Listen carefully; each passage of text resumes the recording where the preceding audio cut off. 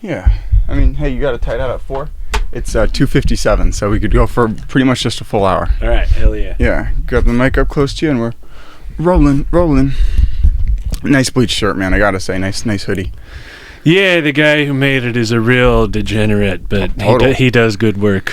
He was probably up for multiple days in a row when he did that. Yeah. All right. Yeah, I mean, where do we start? What's the deal with quite a while. The world. I've been listening to Timmy D again. And I have the Patreon link, so you can listen to the Patreons. Yeah. He has Ray Kemp on almost every Patreon episode. But anyways. Makes sense. Anyways. What's been up with you? You got like not a mullet look, but like a short on the sides, long on the top. I dig it. Yeah, I actually just got a haircut from Trailhead's Barbershop right over on the south side of Eugene. Nice. I've been cutting my own hair for years. Just the laziest I could be, because I'm like, man, it gets expensive paying every couple months. Yeah, I don't get my hair cut very often. Just gonna go a little lower for you. Yeah. Nice. No, but I've been because I've been coming on this podcast for a couple of years. Like close to 5 years now. Yeah.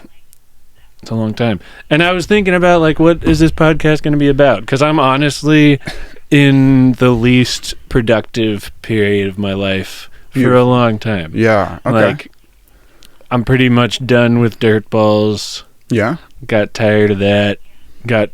It was a mix of getting tired of it, burnout, despair, poor mental health, a lot of things. And now I'm just like kind of regrouping and moving forward in a different way.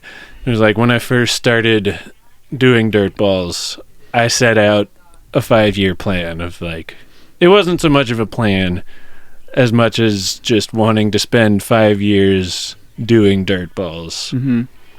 And then it was like, at the end of this 5-year period, I'm going to see where I'm at and see how I want to move forward. And I got through that. Stayed with dirtballs for 4 years. Yeah, basically. Yeah. But it's also like, staying with something for 5 years is... It's quite a while. It takes a lot. Yeah. You know? Yep. And now where I'm at, I want to orient myself for another 5-year run, but focused around the music this time. Okay. And a big part of that just requires me like getting out in the community more, and like you can't be a musician without connecting with venues and connecting with other musicians. And Steely Dan's like one of the only like successful musicians groups or whatever that didn't like play live very often, right? I think almost all musicians essentially make their money with live performances and selling merch and stuff.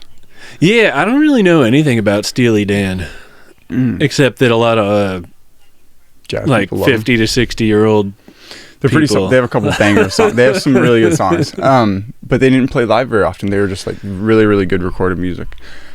Music's one of my only it's like become the only passive income out of all like the things I've done.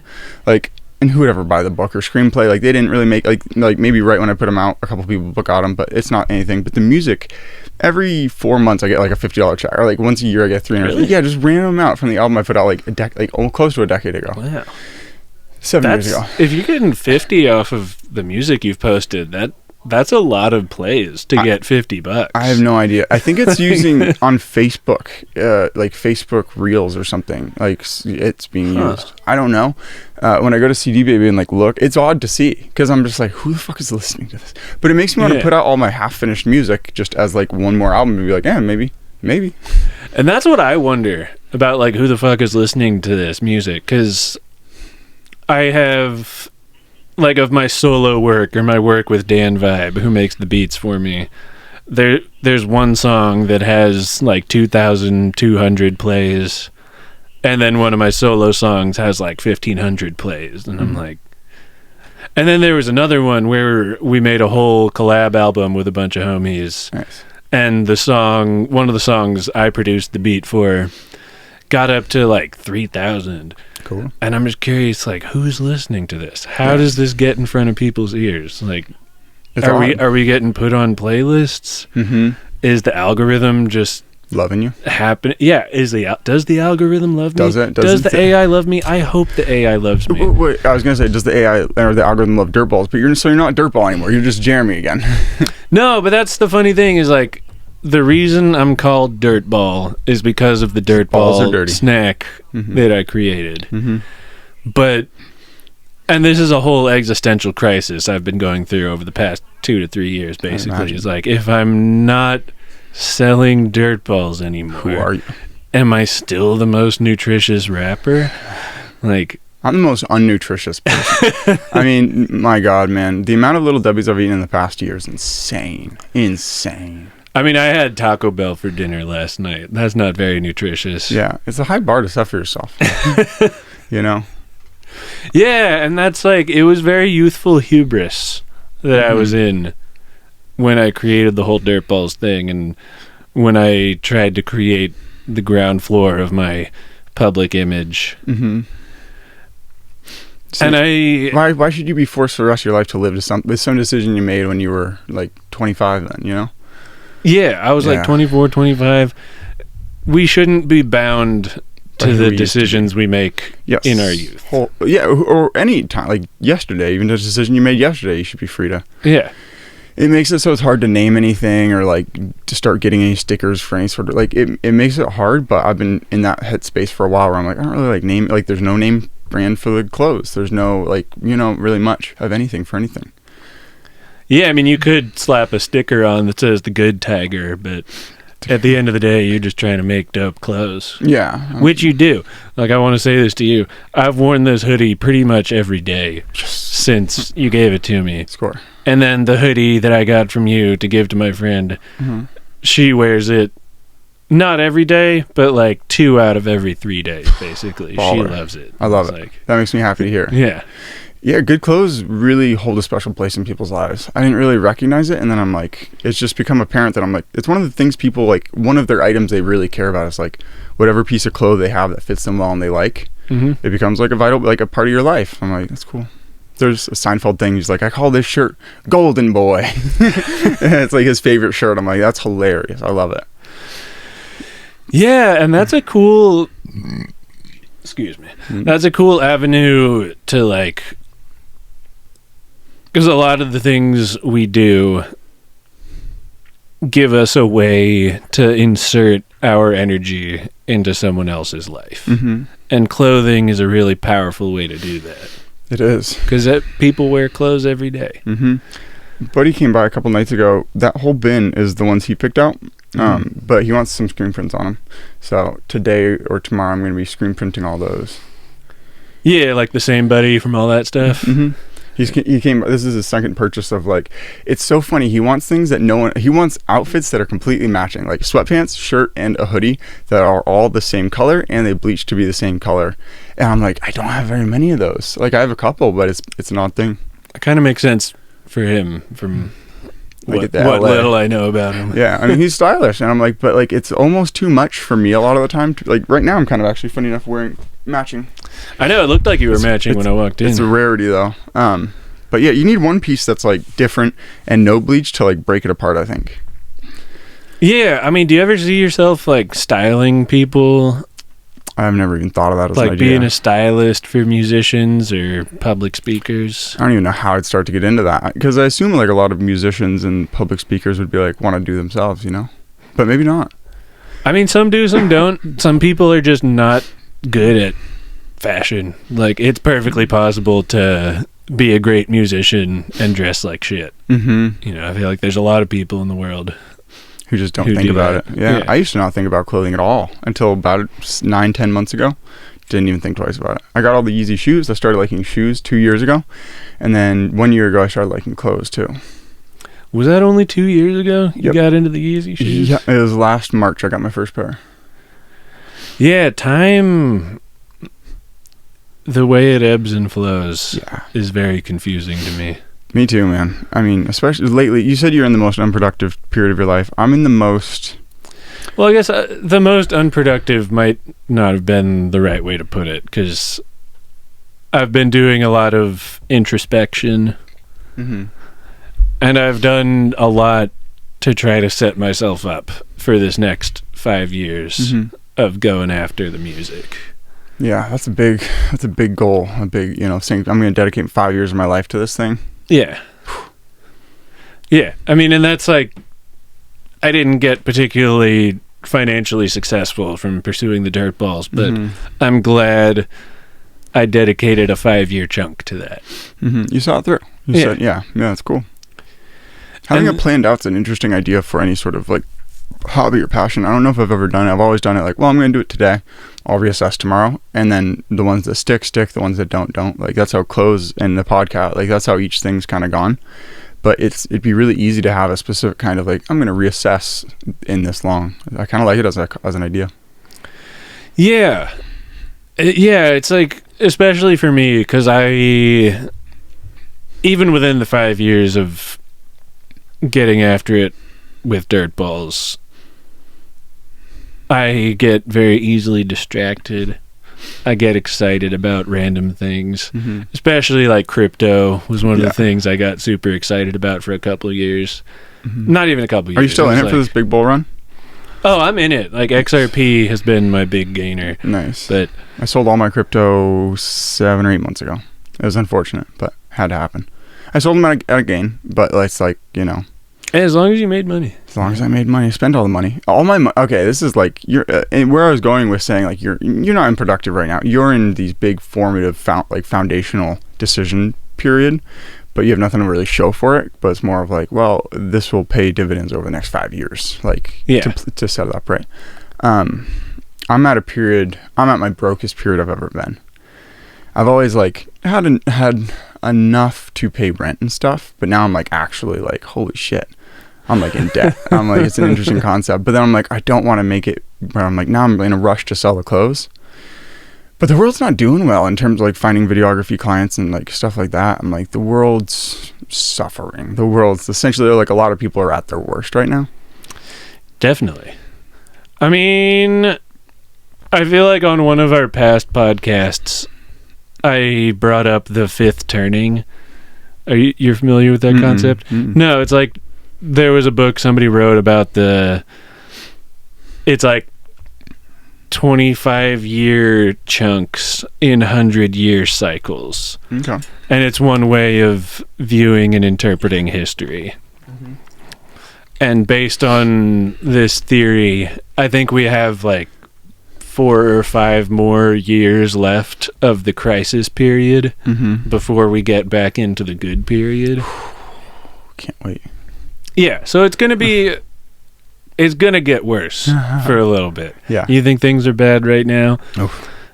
All this tariff shit and Trump and everything, it'll probably put us into a recession, like a serious recession, like people eating like cardboard stew and shit. Oh, whatever you do. You're pretty pessimistic about it all.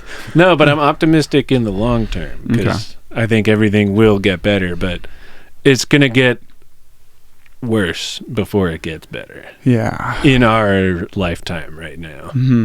I mean, making it through 5 years of it getting worse is going to be tricky. Yeah. A lot of people are going to die. You and I will probably have some suffering.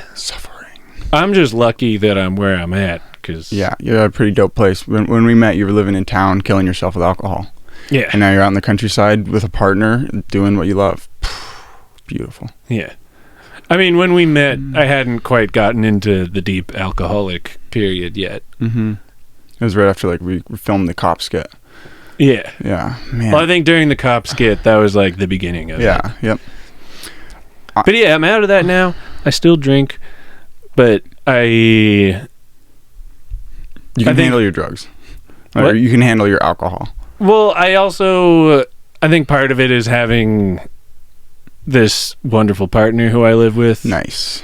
Because when you're all by yourself, it's easy to just like fuck off and be a degenerate, and it's not really impacting someone around you, but it's like, I don't want to be like sloppy, gross, drunk around Andrea on a daily basis. No.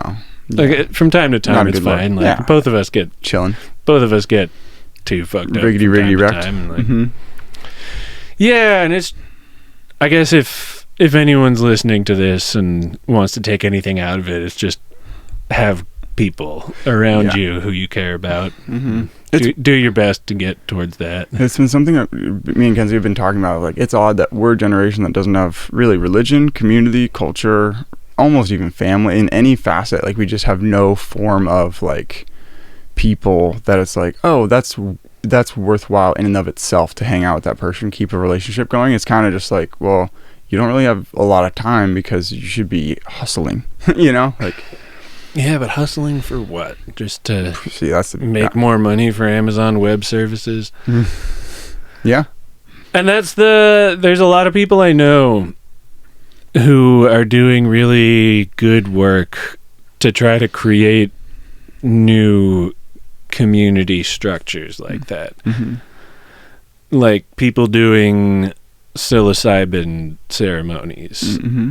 but really approaching it in terms of how do we build a community around this, mm-hmm. of people trying to work through their shadow self mm-hmm. and trying to get more towards their light self.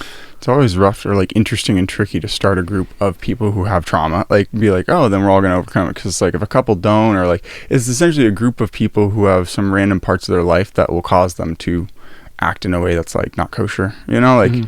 so it seems, you know, but everyone, I guess, most all people have some sort of trauma or interesting social habits. Yeah. I mean, I think everyone has trauma, even like living in America right now, you're just tacitly traumatized on the daily. Well, yeah, traumatized on the daily, but also like we're all like our tax dollars have been used to commit genocide in Gaza, and like I don't even think that far away. I think literally just like Jesus, man, my attention span. People feel that shit though. So yeah, I feel that shit. Yeah, it's tough to have any thoughts at all about the government that aren't negative. Essentially, yeah, or just like even any form of government worker, or just like funding really just nonprofits and essentially them just saying, hey, we can spend your money better than you can on helping people. I'm like, if people but then they don't, or they try to, but it's just so inefficient. Just like having people actually just like, oh, since I'm not paying taxes, I have enough money to donate or help my friends that need this or that. Like the government's facilitating all those roles, and it's just so nobody's really helping each other. Like nobody's feeling comfortable enough to be like, oh, cool, I'm gonna blank, you know. Mm-hmm. Yeah, I used to do that with giving away clothes, and then I've like, I can't do it. You got, I think, potentially the last like piece of free clothing. Yeah, I know. You made it in. And I've known you for long enough that I do want to like give back to people who have given to the show, given to, you know, helped out in various ways. But yeah, man, being financially low is a weird thing because nobody ever like just said like, oh, how are you doing?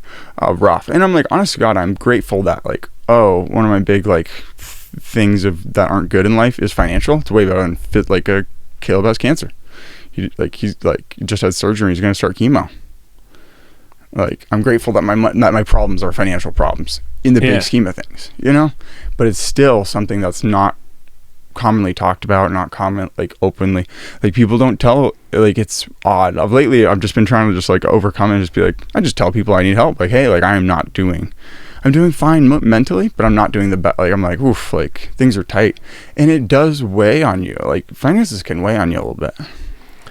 Yeah. I mean, if you can't like buy food and pay for housing, that's a huge stress. Yeah. It's existential stress. And it's more of like having a lot of money on a credit card that you can't pay off is the next thing. And I'm like, I can pay for the food, but it's on credit. And I'm like, it's just like, what are the repercussions going to potentially be of this? Yeah. Because I'm a big credit guy in terms of just like, I'm playing the game. In one of Tim Dillon's Patreon episodes, him and Ray Comfort, like, if you don't have credit, kill yourself. Like, you're like, credit, like being in debt is saying you're playing the game. I'm like, I do kind of have that mindset in terms of I'm trying to do a lot, and in order to, I had to have more finances than I currently had. Yeah, I have been trying to get into the credit game. I have $250 of credit to my name. Holy shit. Dude, I have like 60,000. Yeah. So $250, you So I can't guess really I better kill myself. Yeah, I mean, more than anything, that's insane. I've been in debt my whole life because of school. My entire adult life, I went into my adult life 25 grand in debt. I haven't made a single student loan payment because I'm just like, push that off as long as I can. And COVID stopped the interest with it, so I'm like, especially push it off. But now I'm in like actively accruing debt kind of payments, and it's odd. You should start up an Apple Card, man. I can't. No, my credit score has been so bad for so long that I can't get any credit card that's worth having. That's tough. Like, shouts out to Oregon Community Credit Union for giving me this credit line that has started boosting my score. Yeah. But at this rate, I'm not going to have a decent credit card till I'm like 50. So that's nuts. But essentially, that's nuts, man. Because like I have all this credit because my credit's like 780. It's like almost perfect. But it's like, what does that mean functionally? It's like they're just What the fuck does it mean?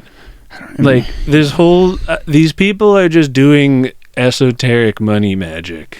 Like it's this weird financial occult system that nobody understands. I feel like the people running Experian don't even fully understand it. I don't even know what Experian is. That's one of the credit rating agencies. And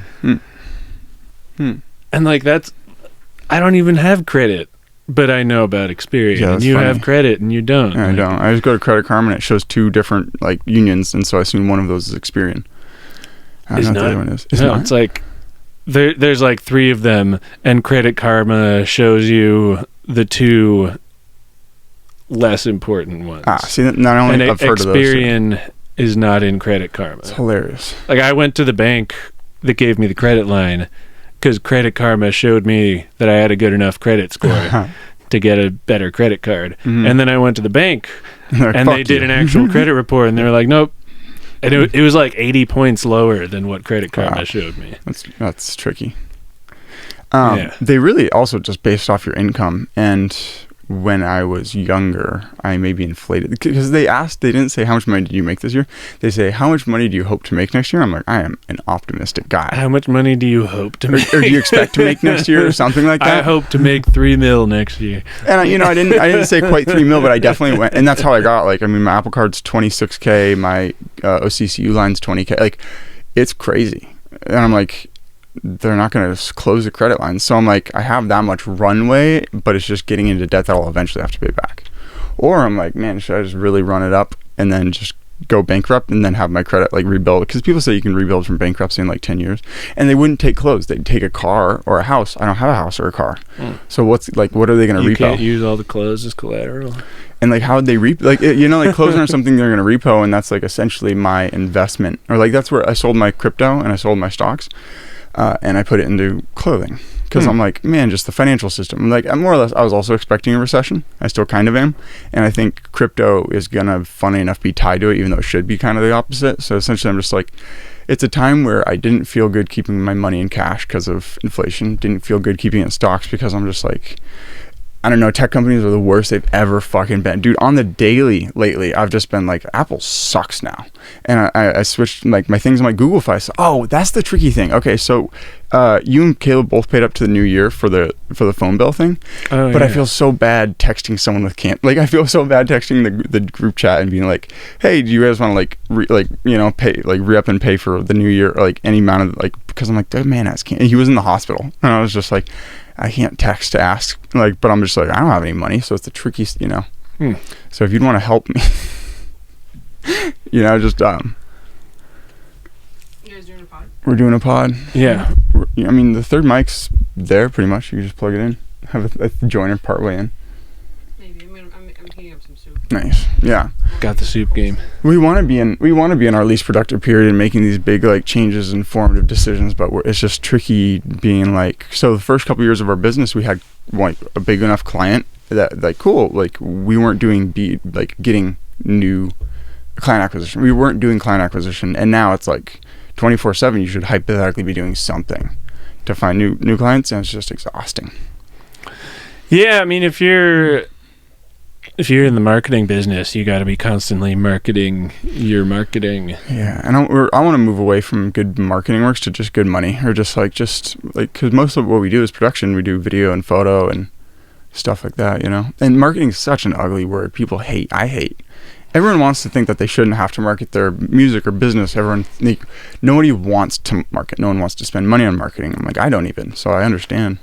Yeah, it is interesting because marketing is basically networking and just building connections with a lot of people and then having your own personal infrastructure to follow up on those connections in a productive way. But even networking seems like some people don't like that term. Oh, really? If you're like networking with intention to profit off of it later, it's like some people think of that as a bad thing. I'm just at the point where I think everyone is working toward profiting off what they're doing at all times. And you have to. I mean, they should be. They should be, and they have to. Yeah. Like everyone, there's a fundamental level of selfishness that you have to stay alive. To stay alive. And continue getting marginally better year after year. And that's not a bad thing. It's not a bad thing. Just noticing it in yourself and everyone else and being like, okay, first and foremost, that's my first tenet of marketing is the first line that they read should have the word you in it so that the reader can be like, okay, well, how the fuck do I fit into this picture? Yeah. That's what I think when I see ads is I'm like, this isn't relevant to me. It's like immediately tell people, how is this relevant to you? How this will help you either be happier or wealthier. Yeah. Happier, healthier, wealthier, more fulfilled. That's it. So just marketing, but a lot of people don't know that. And if you don't, then any amount of money that you spend on marketing will suck. So it's like having some sort of marketing or person who has spent a lot of time. Because Kenzie and I didn't go to school for marketing or anything. We went to the school of the real world in terms of market this $20,000 vehicle to people. Yeah. And so it's like we learned a lot about like human psychology of like what makes someone want something. But so having someone like who's thought about it a lot on your team can be helpful, but it's just any company that's big enough to support hiring new people on, like they probably already have people, and anyone who's smaller than that, well, then we're convincing someone to pay for a service that they're not already. So it's like we're in a tricky position, and Eugene is like not the biggest, in terms of how many there are. Like we went to the Nike store, and Nike's like they're like. They moved headquarters up to Portland, and there's no decision makers you can talk to in Eugene. I'm like, even though it's a Eugene started company. Yeah, Eugene is kind of a vortex. Yeah. It's like, I've known a couple of people who are from Eugene who have moved to bigger cities because they want a more like productive or more competitive or more energetic atmosphere.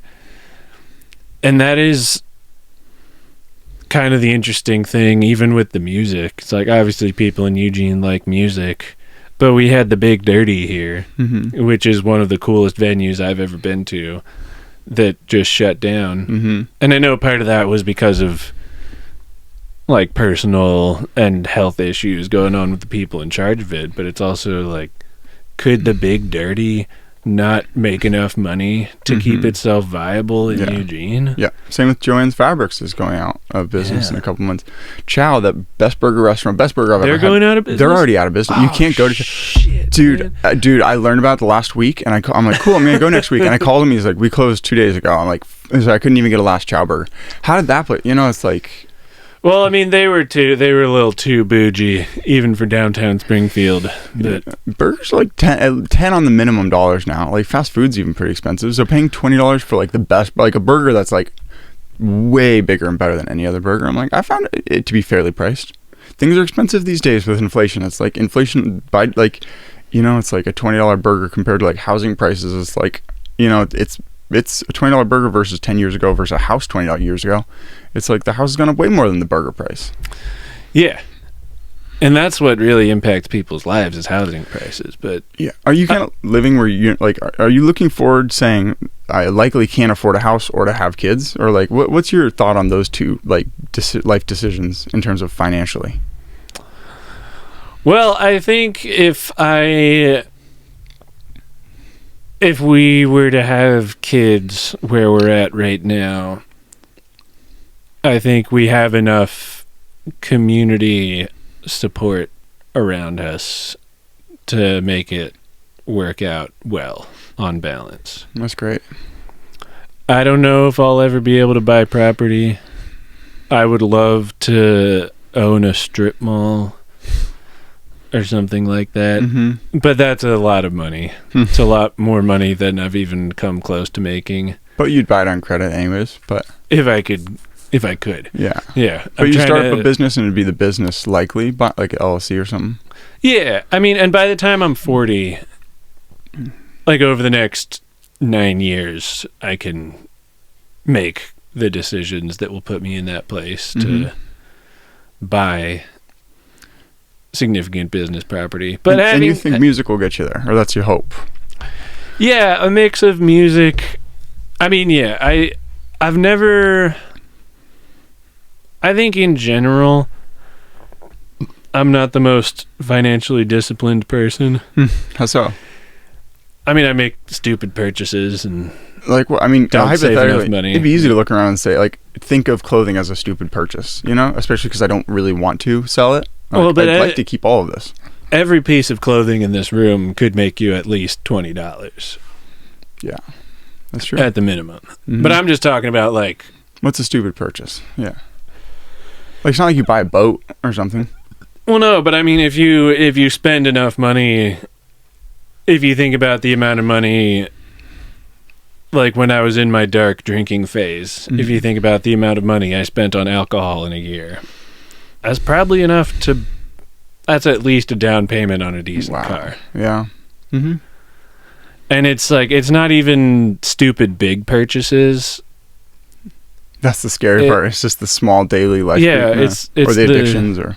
Yeah, it's like small purchases that stack up over time. Mm-hmm. That looks way too tight on your hand. That's so funny that left a mark. Oh yeah, that's the hair tie. That's Yeah, I'm just like looking at it, like, geez, I can't.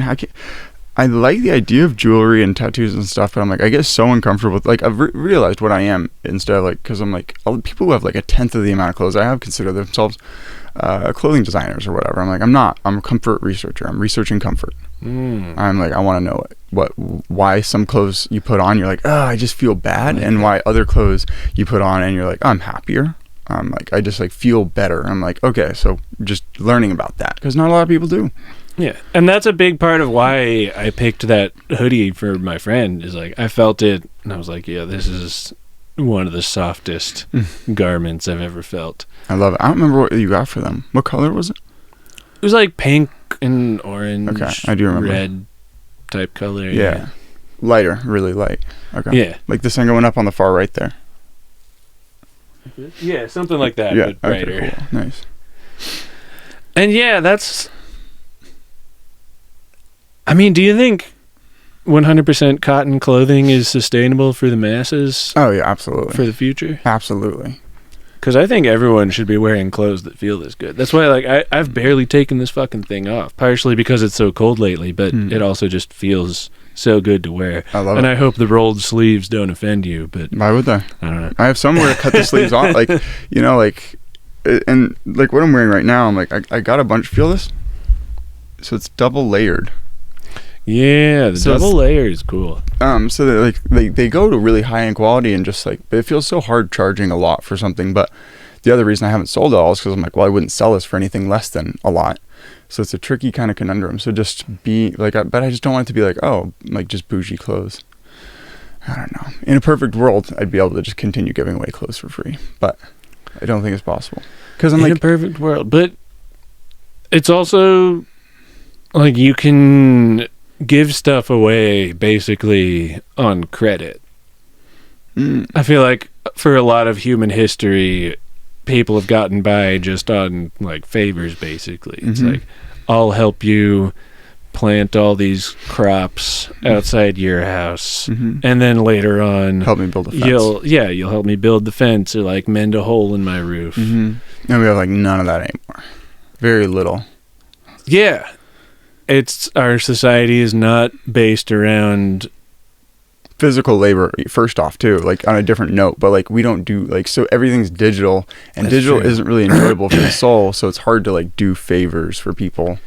Yeah, in the digital world, even or almost especially with crypto, it's set up to be very transactional. And like, I even had this idea for a crypto-based app a long time ago that would like track people's physical trades, and it would be like, all right, you traded me a pound of apples for I don't know, fucking a hoodie. And then it was like, all right, I'm gonna get a pound pound of apples and a hoodie are both worth like 0.0003 Bitcoin, and then this crypto app would track all your trades in that way and keep it all on balance with the crypto ledger. But it's not even about that. And it's like, if you have like 5 to 10% wiggle room in the physical value of the goods that you're trading, but it's still emotionally equal for both people, that's still good. It's like, everything doesn't need to be so tracked and transactional. Yeah. It feels good to have like some woo-woo space in a relationship with a person, because it shows you how do they act when it's up for debate. Like do they, like, some people you give something to and they never like talk again, like they don't, like other people are like they repay it, and then I'm like, I'm in a position where I'm like, cool, those are the people who I then give more to. Like, like a lot of my best relationships, my favorite ones, aren't tracked, and it's up for debate in terms of like how much we've helped each other, what something's worth. And it's just like, you learn a lot about the person in those spaces, rather than if they know, okay, I have to do this to repay the person, then you just know, okay, are they someone who doesn't repay, or are they, rather than like, oh wow, there's someone who valued what I did or gave them or like do for them. And then they show it. So it's reciprocation, and that's why I like for video doing like free work up front, or like just working with people, is just come at them value first and just like see how do they react when they're in a position to say thanks and then be done. Because I'm like, cool, chances are working at the higher level with them would be on like not good, or so it's like you learn a lot in this like smaller term early in a relationship. Yeah, I mean, and that to me is kind of like marketing 101, is if you give something away for free, that makes somebody more likely to come back and continue that relationship. And what I've learned is that it's not true. That's not true. What I've learned is actually, if you can get someone to do something for you cognitively, I swear to God, like having people come over to do a podcast, like having people drive over and even meet here, versus me going to someone's office, is then they're just like mentally they're like, well, I like this person, that's why I'm willing to help them out or do this or make it convenient for them, is I value them. And then so like, if I didn't, then why would I be doing this? And I am doing this, therefore I value them. So it's like getting people to do stuff for you definitely gets people more committed to long-term helping, is what I've noticed. Some people don't care when you do stuff for free. That's why we stopped. It's unfortunate. I love the world. That's interesting. Yeah, because that was something I read, the autobiography of Ben Franklin a while ago. And he mentioned that exact thing. He's like, if you want somebody to do something for you later, then get them to do a favor for you now. Yeah. It's interesting that you've had that payoff in your experience. Definitely. Because I still struggle with low levels of self-esteem and self-worth, and it's hard for me a lot of times to like ask other people to do something for me. Oh yeah, me too. I wouldn't say I have low self-esteem, but I'd say I don't want, like, not that I really care about how, like, when I set up and sold some clothes at the Graduate, the only time I've like set up publicly, I'm like took Kenzie on the side, I'm like, can we just go, like, before it started, because I was like, I didn't bring all my best pieces, I brought like pieces that I was like, I'm happy to sell that or get rid of it, but I was just like, God, no one's gonna want to buy these because like they're not my I'm just like, I have a warped sense of what I want, I guess. I can barely. I remember I used to have the Gildans and think they're comfortable. I put one on the other day, I'm like, fuck this fucking shirt. Like, I like don't have any of the, like, I have a whole pile, and same with Eddie Bauer pants. I've given Caleb a couple pairs because I'm just like, he likes them. I'm like, I don't wear them anymore, and I don't feel good selling anything. Like, I don't feel good like putting up for sale things that I don't like stand behind. But if I'm continuing to like research and like learn more and like get further in, it's like, God, it's like all the way up to like the cutting edge is anything that I don't like feel super good. But luckily now I'm in a place where like everything in here is all cotton and it's all from LA Apparel, so I feel good with everything in here. except the tie-dyes. Like, they're in that little bin separately, because I'm like, I don't want them to, like, people to associate. You don't cool. want them to taint the other clothes. Yeah, people are like, oh, so all this is tie-dye. I'm like, it's not. It's bleach. And I'm like, who even cares the difference? It's like, what I've learned with selling the most is like not to oversell people. Like, if someone touches the hoodie and they want it, like telling them that it's all cotton grown in the U.S. Like, it's like, that can be good, but like going into like Buddy has his, he's like, man, you should be marketing it as like low frequency clothing, where it's like all these marketing terms, and I'm like, Kanye doesn't say any of that about his clothing. And it's like, at the end of the day, it's like, if you're making an object of desire, if people either desire and are willing to buy it or not, is kind of what I've learned, is not to like, because it's just, I'm inundated. I'm sick of hearing any sort of like pros of why I should do something or buy something. I'm like, tune me the fuck out. Yeah, I mean, you could say it's like artisan, small batch, handmade clothes, but I've seen that so a billion much. times. I'm just tired of it. I'm tired of it, but it does sell things. That's the other hand of it. But I'm like, I don't want to be one of those people. Yeah, but it's like that's when I was like way back in the day, even before Dirtballs, when I was working with the like hazelnut milk company. It was all about that shit. It was like, oh, it's organic, it's locally grown, it's all this and that, and so you're gonna fucking buy it, you idiot. We club like a seal that. if you don't buy it. We kill wildlife, endanger wildlife if you don't buy it. You know, and there's almost an undertone of like shaming people. It's Totally. Like, if you don't buy this, then you don't care about the environment. Yes, and I don't want to shame people. But so to touch back on the sustainability, if you think about how sustainable it is, like, polyester clothing breaks, like my old hoodies, the Gildan hoodies that have polyester in them, they pill up. That, you know, when hoodies become uncomfortable? Yeah. So the cotton ones don't do that. So you're like, you don't throw it away as quick, and they don't break down as easily. Like, so they last longer. But more than that, something that the cotton's grown in the U.S. and then it's sewn in the U.S., so it's not being shipped to a different country. It's actually building up a like workforce in the U.S. Like, in every single step, it's benefit. And it's not even about the environment for grown in the U.S. and sewn in the U.S. It's about just like, hey, this didn't get shipped so many, like twice, therefore that much money that was like spent shipping stuff, you're not paying for, you know, you're getting it for, it makes a lot more sense sustainably for me. Yeah, it's like even if the cotton farm was using pesticides or whatever, I feel like the damage of those pesticides is probably less than the damage of shipping cotton to China, having it sewed, and then shipping it back. It's like how much fossil fuels came out of those two cargo ship journeys. And pollution. I really don't care about like greenhouse gases or climate change. I care about pollution. You know, like, I think it's more tangible. Everyone, like, across the aisle, like, everyone just says, yeah, I don't want plastic in my river. Like, that's the whole thing with plastic clothing, is you put it in the washer and dryer, you empty the dryer, and you get rid of all that fuzz. That's just plastic. If your clothes are polyester, that's plastic. I think about that every time I clean out the lint filter. Ever since you said that to me. Cool. I mean, I just thought of it one day, and I'm like, I've been telling people as often as I can, because I've never heard anyone else say it. Yeah. Where it's just, and I never thought of it. I'm just like, oh, that's just the fuzz. I'm like, no, that's the definition of a microplastic. Well, and even in the washing machine, it's like all that water washing around the polyester plastic clothes and then draining out. Yep. That goes right into the river. That's where the microplastics come from. Yeah, like, I'm like, people are sick of plastic, and I'm like, why do you? And like, dude, seeing kids in like all poly, like you can at a certain point, I can just tell when it's not like a shirt or a hoodie is polyester, like by the look of it. It doesn't have as many wrinkles. It has a certain sheen to it, and I'm just like saying, like, you take your fucking kid and you just put him in a plastic bag, because if you're wearing a 100% polyester shirt, like, you're pretty much, that's why you sweat, and that's why it's like so many things happen. It's like essentially because you're in a plastic bag, and when like you put, it's not like in a glove, your hand in a glove, it starts sweating because it can't breathe. Like, your skin needs to breathe.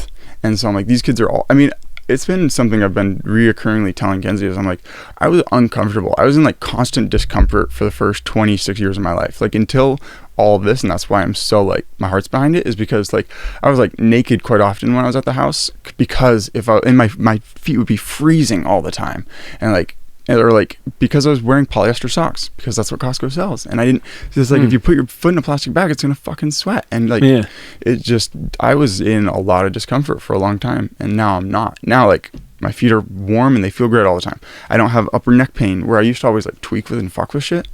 So I'm just like, my quality of life has improved so much because of cotton clothing. Yeah, and I don't think I've heard anyone really talk about that in terms of wellness and comfort, or just because there are people do talk about a little bit, if like if you have a chair Mm. that is uncomfortable for your back, like that decreases your quality of life. Yeah. But I've never heard a big push in terms of quality clothing increasing your quality of life for the masses. Definitely. But yeah, Because we have all the like H&M and Forever 21 and shit who are just cranking out nonsense, terrible clothing. And I've never shopped at those places. I just didn't really like what they were selling. It wasn't because of any but you think ulterior think motive. of the quality of the life the hoodies brought. Imagine if you had a nice shirt and a nice pair of sweatpants and a nice pair of socks. Like if your entire outfit's comfortable, like it's such a change. Yeah, I mean, these are pretty comfortable. These Adidas track pants, they're probably not 100% cotton. I'm curious if you already ripped the tag off. Probably not. I don't usually do that, but like, yeah, I mean, even whatever these clothes are made from, having like these pants feel really good, and I know they look good on me. Nice. I know. And it's like if you have something that feels good and looks good, and other people look at you and they like the way you look, like all of that comes together to improve your quality of life. The tricky thing about polyester is that it feels good in your hand. Like it does feel good in a lot of ways. I wouldn't like all those years. It's not like I'm like, oh, this is a scratchy shirt or anything. Like they were like in a lot of ways comfortable, but it was just like the deeper level of like, oh, it was actually causing discomfort because of a couple mechanisms that started off, such as like sweating or temperature, being able to kind of regulate your own your body temp. And it's like I wouldn't have thought of those as uncomfortable. Like I still think of a lot of these clothes as like comfortable when I just feel them between my fingers. Like the polyester, when you just feel it. Or like 50-50 blends. But like, I don't know, man. It's weird being not in tune with society in a lot of ways. Like obviously my wake-sleep schedule, but then also in terms of how I conduct business and like the things I can value and care about, such as comfort. But I'm just like, it's just insane being uncomfortable. I'm just like looking back, I was like, the thing that really set it all off was our couch. It was a polyester couch. And it took up like most of our living room, and we'd like sleep on it occasionally because we were watching TV late, and then it was like one of those big sectionals. But I was in like, dude, like my fucking everything hurt. Like in the weirdest way. I was just uncomfortable. I just remember being like, Kenzie, we gotta return this couch. It's killing me. This couch is killing me. And I'm like, I didn't know why or anything, but it just kept like, that was just like this phrase that just kept coming to my head. I'm like, this is killing me. I don't know, man. I definitely am like weird. Well, and it's probably killing a lot of people, and they don't even realize it. Like who wants to stop and think that their couch is producing this much discomfort in their life? Yeah, it's hard to think of it. It's hard to have perspective on what's causing something, and it's also hard to like assess, because a lot of times like it's just so easy to not want to assess like your like finances, like just not open your banking app. It's like in the same way it's not fun or like enticing to like reassess like, how's my body feeling? Am I happy? Because sometimes it's hard to change, or you can't, like it takes a while, you know. It's like it takes getting rid of people in your life to assess like your happiness in terms of community. It's like a lot to be like, okay, I'm gonna have to throw this couch away or like find a way to sell it. Like all that's like hard. It's like and nobody just has the time. All our time's being spent up on unmeaningful activities that bring no like deep fulfillment of the soul. All of our time's being spent weirdly making money and then buying leisure time with that activity, and that leisure time isn't even building community or doing like life is very out of whack right now with how someone can be happy essentially and like fulfilled. Like fulfillment's an interest, and thank God I have Kenzie. Otherwise I'm like, my level of community would be like very like, I mean I have I'm like very social. I have a lot of ties, you know, but I don't feel a deep sense of community like that. Yeah. You're in the group chat, right? That like, I mean, I haven't texted. Oh yeah, the good people group chat. Yeah, good people. I'm like, I like that. I like some ideas of like group chats and stuff like that. Like I do like, I have a lot of people, but I wouldn't, you know, it's the sense of community is tricky. I don't have like a congregating force, like a church or something. Like I don't have any activity where I regularly see the same people. I don't have, like, I loved it. It was like school. I'd have community in terms of my classes and my roommates, but like there's no more. And like that's the most appealing part of a job, quote unquote, is going somewhere and seeing the same people to like have some semblance of community. Yeah, man, for that period of my life when I was working at Best Buy, it was like you do see these people and you build connections just through seeing like being around each other all the time. But it was also just so kind of sterile. And I bet you don't talk to many of them anymore. Oh, none of them. Yeah. I mean, I quit that job kind of unceremoniously. So What'd you do? You just leave? No 2 weeks? Basically. I respect the hell out of it. That's so funny. Yeah, you don't get 2 weeks when you get fired, or like when a company lays you off, you just get, it's immediate. So it's funny, because Kenzie and I are at a place where we're like, oh, we might have to look for jobs instead of like, until we can get more clients back again. And Kenzie's a big, like, she's like, well, I wouldn't want to burn bridges in the community. I'd put in my 2 weeks. I'm like, I would talk to my boss and just be like, hey, I have a job that's going to pay me more. I need to do this. Like, I'm leaving today. And it's just like the idea of being polite or like, like unceremoniously. I'm like, yeah, I wonder if any of them do have negative feelings about you, or they just like don't even care or like think about it. Yeah, I mean, I hope enough time has passed to where they don't really care about it. But it's also, I don't know, it's hard to say that I don't care about those people, because just on like the spiritual human level, it's like everybody's suffering and joy means something. But it's also like I tried to like go beyond like the work talk, or like, oh, what fucking video games do you play, and it's like try to reach out. But a lot of people, I don't know if it's just because of the sterile work environment, a lot of people just have like blinders up to When you go into place, it's funny, OCCU, you mentioned that's your credit card. That's we have a bank right down there, and we go to OCCU. Just talking to people who are at jobs, they're so checked out. It's like almost scary to interact with people who are like so checked out, fundamental. And I'm like, I get it. And us on like a sunny day, they just have to sit in a bank for 8 hours. And I'm just like, once you've had some level of freedom or working for yourself, like it's hard to go back to someone else. Like I won't get to pick sometimes even what I wear or where I am at what time, or like when I take days off. Like it's definitely become like the freedom that we've had from being successful as a Kenzie and a company for a couple of years has made it really tricky to like go back, Yeah, I definitely don't want to go back into that sort of It's not like you don't want to like, work. It's just that you don't want to like have a job in certain ways. Yeah, well, I mean, and even that is like, I work for this landscaping company, Organic Roots Regenerative Landscaping here in Eugene, and that's a good job for a lot of reasons. It's like, he pays me well. Gets you out. He's a really good guy. It gets me outside, working my body, learning skills that translate into my life. Yeah, you get to care about your yard and your property, like with the skills you develop. Yeah, totally. And it's like, I didn't get shit from working with Best Buy in terms of like applicable skills, anything. And all these, like, there's people there who've been working for Best Buy for like 18 years. Yeah, it's like, what the fuck do they have for their life from that? It's like they might have some kind of healthcare plan from Best Buy, but it's like, you don't learn jack shit from selling TVs to people. Yeah, and most of my job was just like picking up a box here and putting it down over there, and it's like, I already knew how to do that. Yeah. No, the idea of like learning at all times, like learning in a way that'll increase your happiness and stuff in life is like very important. Yeah, I've spent a lot of time just delving into all that. Obviously, like just the way I live my life is odd and incongruent with a lot. Like I have to do a lot of explaining to a lot of people sometimes, and I get better at it in a lot of ways. Of like when I tell people, sometimes I go a couple days without sleeping. Like for a while, people are like, "Oh my god," and now people are like, "Fascinating." Like just because the way it's like introed and stuff means a lot. But yeah, I don't know. I don't know if I can be congruent with society, because I'm just like, it's like the amount that I'm already interacting with is just like hellish. Like, could you go be a government worker? It's like, or like any sort of job security and like any sort of that direction, be like, nah.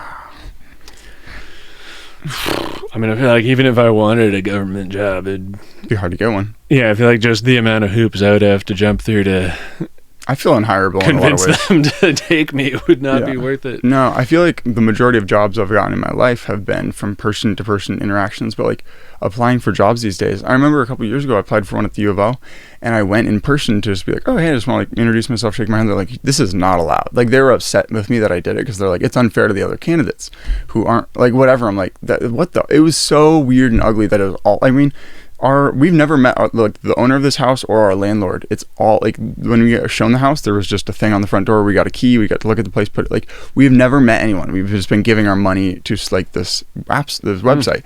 So it's like the same with like job interviews. It's like if you can't meet the employee, like meet the person, and they meet you and they're like, oh, I want to hire this person. I don't really stand much of a chance. That's like the majority of my And so the world's being set up in a way where it's less and less in person, like face to face, of like, do you value this person? I want to work with them, and do you think that they bring value? Then I feel like confident in getting a job.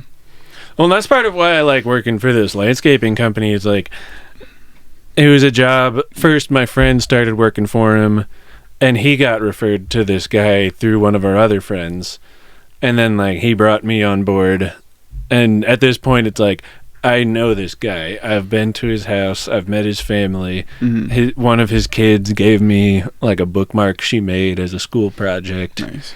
And so it's like, this is real shit. These are real people. It feels meaningful helping them. Or like, working. Love it. And it's like, I don't give a fuck about the CEO of Best Buy. Yeah. But or even your manager or any of them. It's just it's ugly. Yeah, but it's like with this guy, with JR, it's like, I am directly connected to what's happening here. And it's like, if he was like, yeah, go here and do this thing, and then I didn't, that would directly affect him and his family and his kids. Yeah, it feels good to help have community.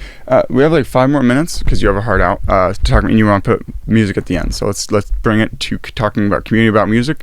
Yeah, your music, bringing it back to the music community. I don't know what's going on in Eugene with the music scene since the Big Dirty closed. I'm very disconnected from everything. I don't have any shows to promote or anything. But my musical Spotify it's dirtball, ITSDIRTBALL. Cool. On Spotify, search it. People, please. All platforms. It's begging you. I have an EP coming out soon with Dan Vibe, my producer. Cool. That's where I'm going after this, to go try to figure out the name for this EP. Nice. And do you have any that you're throwing around?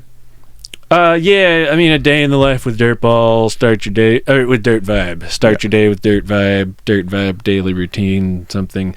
We did some AI Call it a dirty images. vibe, and just have the EP like photo be like a dirty vibrator.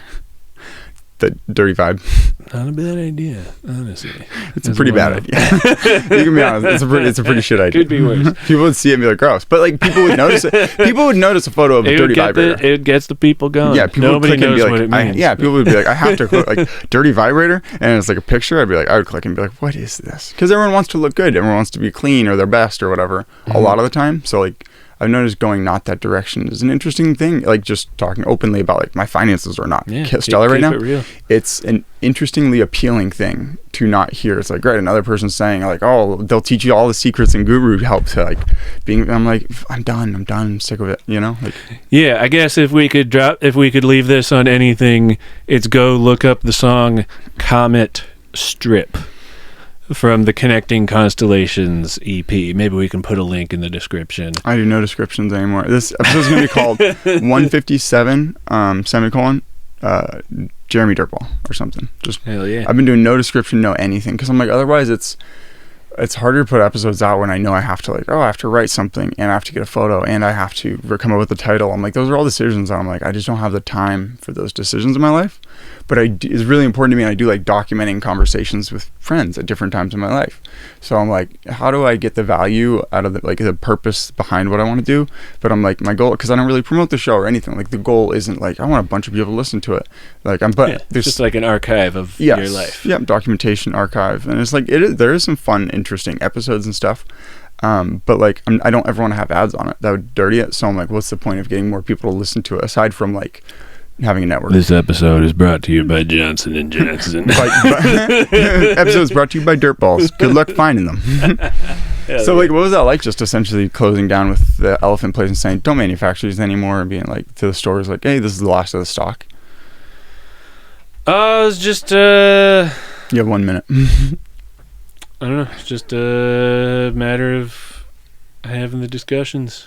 It's true. It's just weird to close down a part of your life. Yeah. Well, that's good. You wouldn't want to be, Yeah. Being like, sorry, you're out of work. If you developed your own like employees, but you want to shut something down, it'd be like firing friends. Like, hey, Yeah. like going to your boss and being like, your family's gonna have to figure something out. Like, so that's the nice part of like why I don't really want to ever have employees. I'm like, God, just I don't want to be emotionally, I don't want to think about like, oh, I'm responsible for this person's well-being and their families, God forbid.